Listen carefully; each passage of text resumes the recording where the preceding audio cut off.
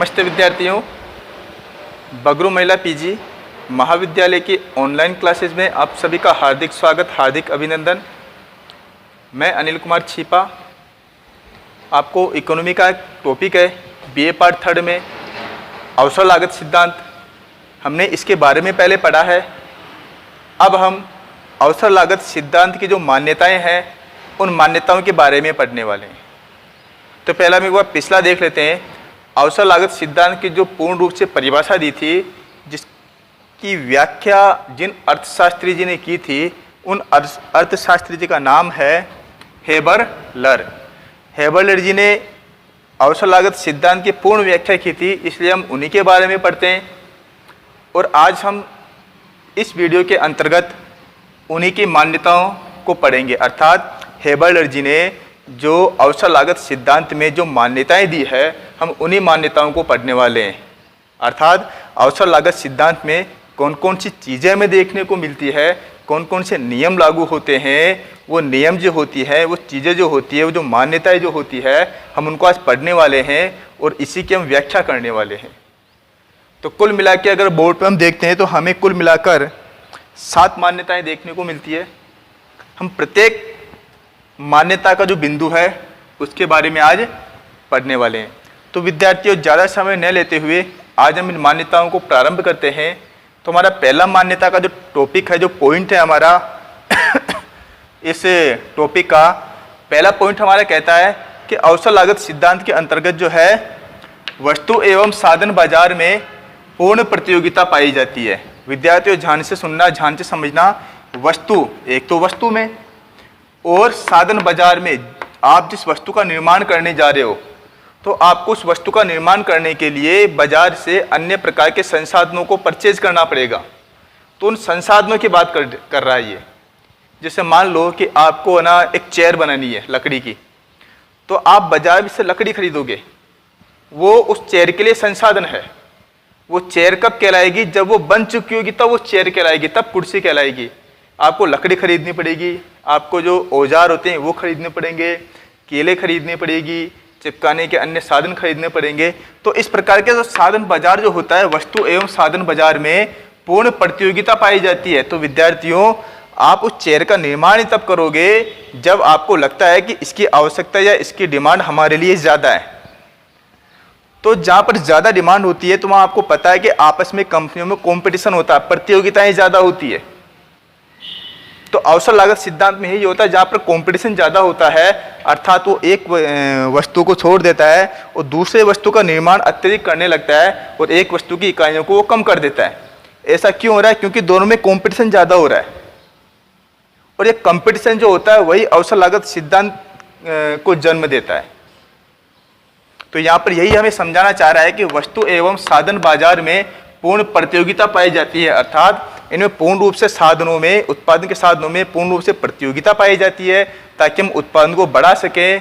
इसीलिए अवसर लागत सिद्धांत ये लागू होता है। ये मान्यता है इसकी पहली।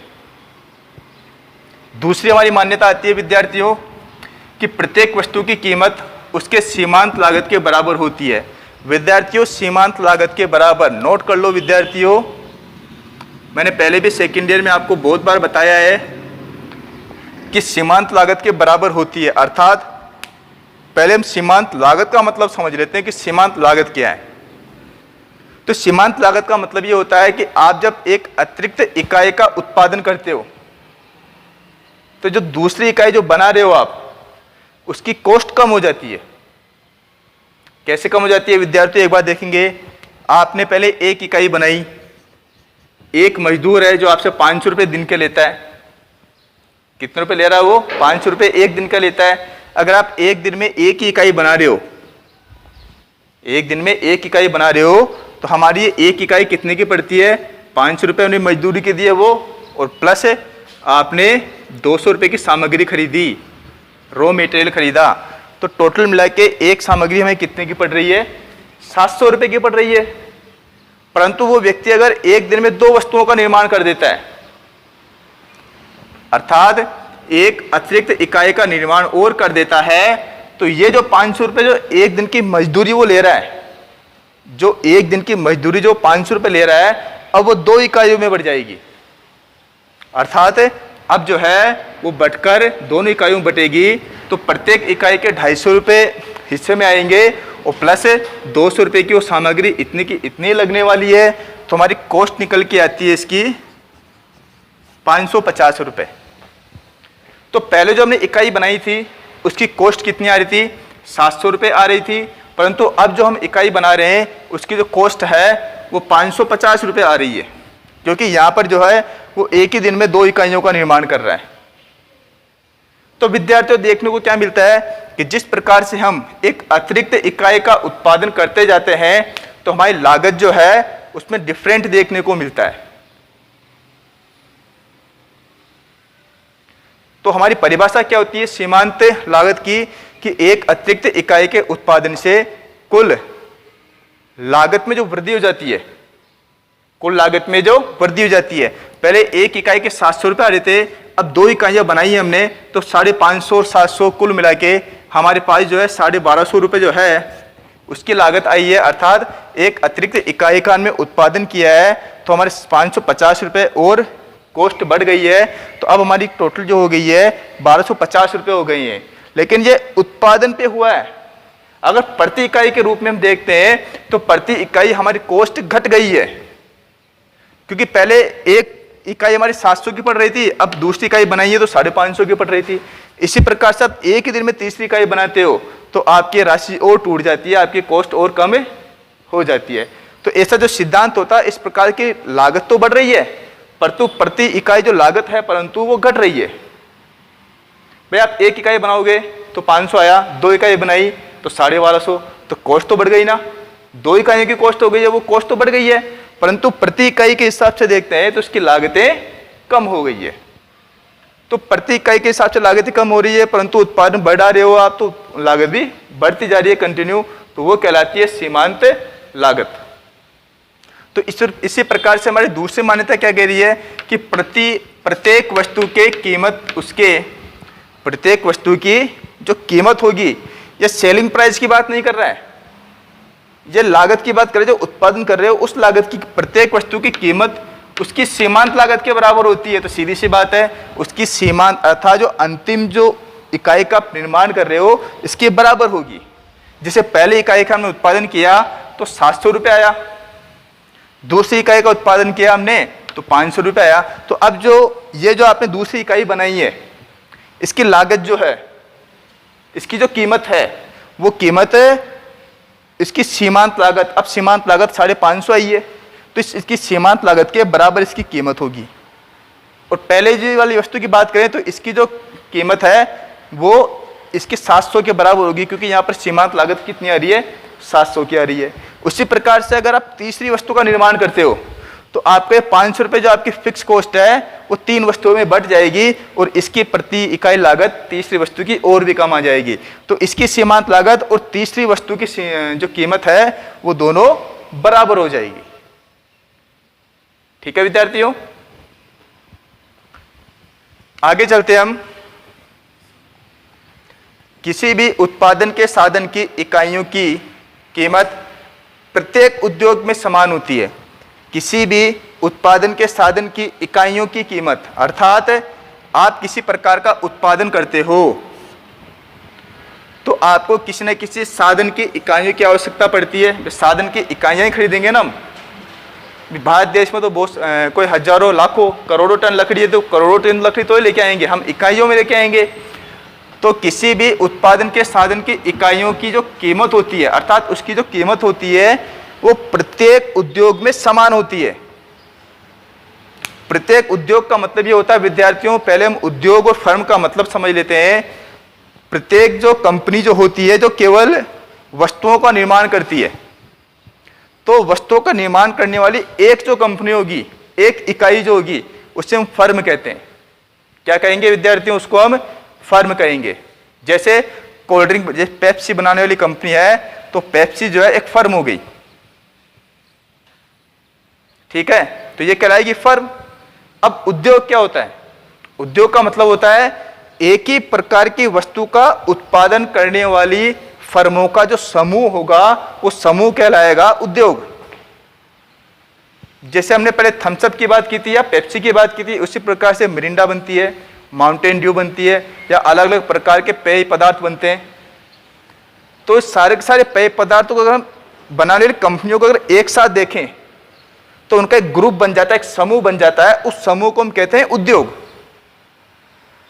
ठीक है विद्यार्थियों, तो हमें देखने वाली बात यह है कि जो वस्तु हमारे फर्म के, हमारे उद्योग में काम आ रही है, उसी प्रकार से अन्य उद्योग में भी वो वस्तु काम आ सकती है।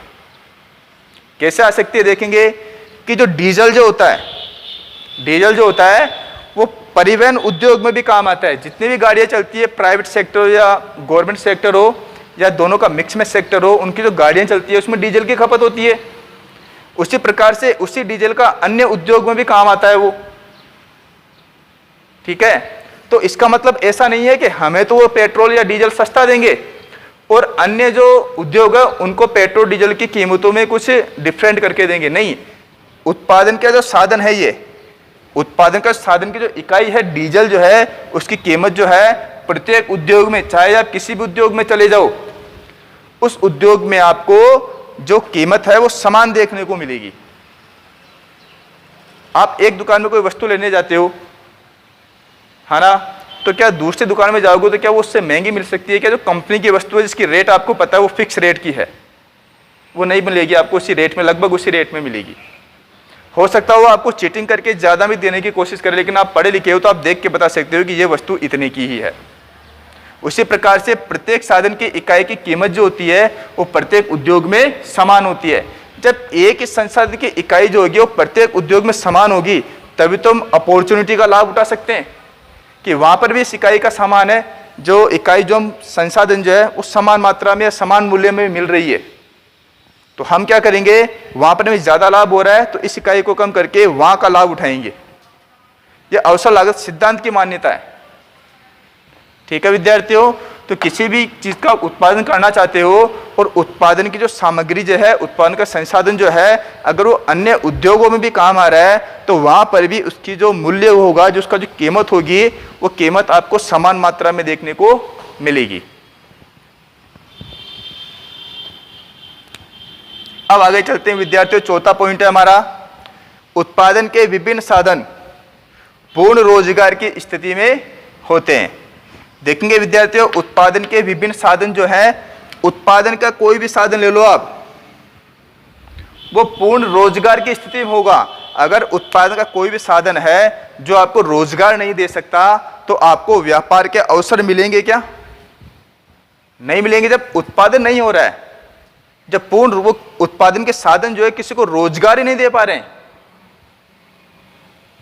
तो प्रतियोगिता नहीं होगी आपस में, उत्पादन नहीं होगा। जब प्रतियोगिता ही नहीं होगी, जब आपस में कंपटीशन नहीं होगा, तो आपको अवसर कहां मिलेगा नया नया कार्य चालू करने का या नया नया लाभ प्राप्त करने का?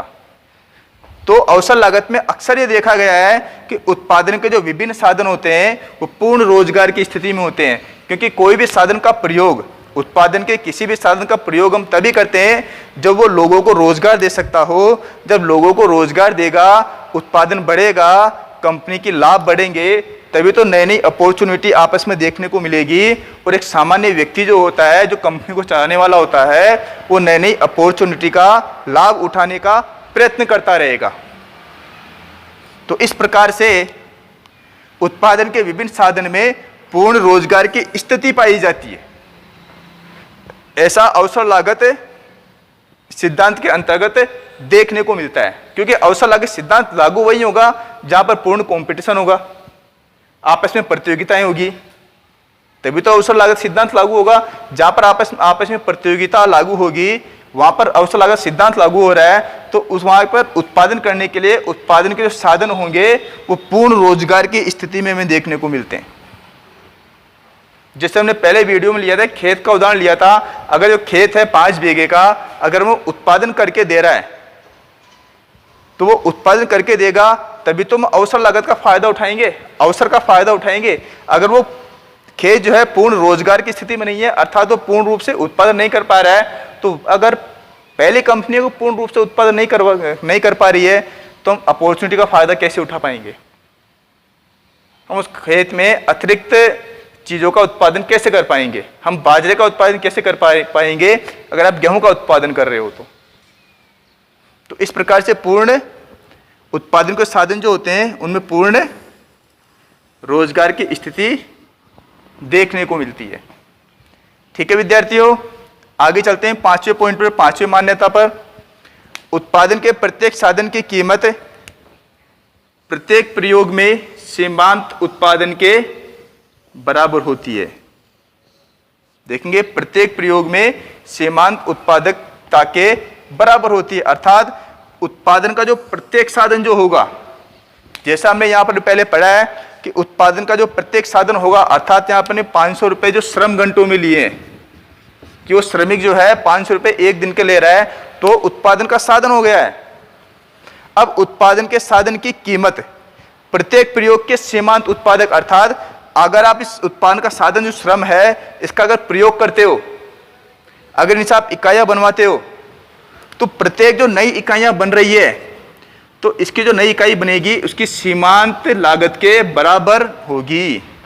इसकी जो कीमत होगी वो सीमांत लागत के बराबर होगी, जिसका हमने यहाँ पर एक्सप्लेन किया है दूसरे पॉइंट में, दूसरे बिंदु में इसका कुछ पार्ट जो है हमने एक्सप्लेन किया है। क्योंकि जिस प्रकार से आप एक दिन में उत्पादन को बढ़ाते जा रहे हो उसी प्रकार से फिक्स लागतें कम हो जाती है। जैसे हम एक बात करते हैं कि आप जो है आपने एक बिल्डिंग जो है किराए पे ले रखी है, अब उस बिल्डिंग का किराया फिक्स है कि आपको उस बिल्डिंग में जो है एक दिन का किराया आपको 10,000 रुपये देना है। एक दिन का किराया कितना दोगे? 10,000 रुपये दोगे। तो विद्यार्थियों देखना, अब उस बिल्डिंग में आप एक वस्तु का उत्पादन करो एक दिन में या 50 वस्तुओं का उत्पादन करो, आपको जो आपका जो किराया होगा वो 10,000 रुपये फिक्स है। अब यहाँ पे देखने को क्या मिलता है कि अगर आप एक वस्तु का उत्पादन करते हो, है ना, तो 10,000 रुपये तो आपको ये देने पड़ेंगे, फिक्स है वो, और प्लस है ये मान लो कि 2,000 रुपये की सामग्री लगती है, तो टोटल मिला के आपको 12,000 रुपये की एक इकाई पड़ रही है। परंतु अगर आप वहाँ पे दो वस्तुएं बनाते हो तो यहाँ पर आप एक वस्तु और प्लस कर देंगे, तो 2,000 रुपये सामग्री और प्लस पहले 10,000 थे, अब वो 2 इकाइयों में बढ़ गए, अब वो 5,000 हो गए, तो टोटल मिला के 7,000 रुपये की एक इकाई पड़ रही है। तो देखने का मतलब क्या हो रहा है यहाँ पर कि दूसरी इकाई जो 7,000 की है और पहली इकाई हमारे 12,000 की पड़ रही थी। तो इस इकाई की जो कीमत है, द्वितीय इकाई की कीमत, इसकी सीमांत लागत कितनी है? ये 7,000 है ये ना, तो इसकी कीमत लागत जो होगी वो 7,000 इसकी सीमांत लागत के बराबर होगी। और यहाँ पर हमें क्या देखने को मिलता है कि इसकी सीमांत लागत जो है वो 12,000 रुपये है, अर्थात इसकी सीमांत लागत के बराबर होगी इस इकाई की कीमत। तो यही चीज़ हमें यहाँ पर बताने की कोशिश कर रहा है कि उत्पादन के प्रत्येक साधन, अर्थात उत्पादन के प्रत्येक साधन को आप जो यूज में लेते हो या किसी प्रकार से आप उनको यूज में लेते हो, उसकी जो कीमतें जो होती है वो प्रत्येक उत्पादन में, एक अतिरिक्त इकाई के उत्पादन में घटती हुई होती है। जितनी ज़्यादा उत्पादन करते जाओगे जो फिक्स कॉस्ट जो होगी उतनी ही कम होती जाएगी, तो अर्थात लागतें भी कम होती जाएगी। लागतें कम हो रही है तो आप लास्ट में जो उत्पादन कर रहे हो और लास्ट में जो आपकी जो लागत आ रही है, उन दोनों की जो कीमत होगी वो लगभग बराबर सी होगी। ठीक है विद्यार्थियों, आगे चलते हैं हम छठे पॉइंट की तरफ। दी हुई तकनीकी स्थितियों के अंतर्गत, अगर आप किसी कंपनी में काम कर रहे हो तो वहाँ पर विभिन्न प्रकार की तकनीकी स्थितियों हमारे पास होती है। तो दी गई तकनीकी स्थितियों के अंतर्गत उपलब्ध साधनों से, वहाँ पर हमारे पास तकनीक भी है, हमें जो तकनीक दी गई है वो, और प्लस हमारे पास संसाधन भी है। तो संसाधन और प्लस तकनीक दोनों का अगर हम उपयोग करते हैं उस फैक्ट्री में जो हमें दी गई है या उद्योग में दी गई है, अगर इन दोनों का उपयोग करेंगे तो साधनों से वस्तु का उत्पादन सर्वाधिक कुशलता से होगा। अर्थात पहले हम पुरानी तकनीक को काम में लेते थे या पुराने संसाधनों को काम में लेते थे, अब उनको हटाकर हमें नए संसाधनों की उपलब्ध करवाए हैं, नई तकनीक उपलब्ध करवाई है, तो पुराने के बजाय नए संसाधन या नए हम साधनों का उपयोग कर रहे हैं, तो हमारा उत्पादन जो होगा वो सर्वाधिक कुशलता से होगा, अर्थात लागतें कम हो सकती है इससे और उत्पादन में वृद्धि हो सकती है। ठीक है विद्यार्थियों, अगला हमारा, किसी देश में उपलब्ध साधनों की पूर्ति स्थिर रहती है। देखेंगे विद्यार्थियों, ये किसी एक फर्म की बात नहीं कर रहा है। गौर से इस चीज को सुनना कि किसी देश में उपलब्ध साधनों की पूर्ति, अर्थात किसी देश में उपलब्ध साधनों की पूर्ति, अगर मैं ये कह दूं कि एक देश के अंदर 5000 टन लकड़ी पाई जाती है, तो क्या आप 6000 टन लकड़ी का उपयोग कर सकते हो? क्या नहीं कर सकते ना, क्योंकि वहां की जो संसाधन, जो लकड़ी का संसाधन जो है वो 5000 टन का ही है। तो वो देश जो होगा, उपलब्ध संसाधन जो है उसकी पूर्ति स्थिर हो गई है, अर्थात 5000 टन के बराबर हो गई है। वो 6000 टन का उत्पादन या पूर्ति नहीं कर सकता। तो किसी भी देश में जो उपलब्ध संसाधन जो होते हैं, साधन जो होते हैं, उसकी पूर्ति जो होती है वो यहाँ पर स्थिर देखने को मिलेगी आपको, क्योंकि स्थिर पूर्ति होगी तभी तो आपस में प्रतियोगिता होगी, और आपस में प्रतियोगिता होगी तो जिसमें ज़्यादा लाभ होगा हम उसी अवसर का फायदा उठाएंगे। तो इस प्रकार से किसी देश में उपलब्ध साधनों की पूर्ति जो होगी वो स्थिर रहती है। आप कम उपयोग जरूर कर सकते हो, आप कम उपयोग कर सकते हो, परंतु पूर्ति को आप ज़्यादा नहीं बढ़ा सकते, क्योंकि आपका जो संसाधन जो है उत्पादन का वो 5000 टन का है। आपका देश जो है आपको 5000 टन टन लकड़ी दे सकता है, तो उसी में आपको स्थिर पूर्ति में ही आपको अपनी विभिन्न आवश्यकताओं की पूर्ति करनी पड़ेगी। ठीक है विद्यार्थियों, आज हमने अवसर लागत सिद्धांत की मान्यताओं के बारे में पढ़ लिया है। आगे हम अलग पॉइंट का अध्ययन करेंगे नेक्स्ट वीडियो में। धन्यवाद।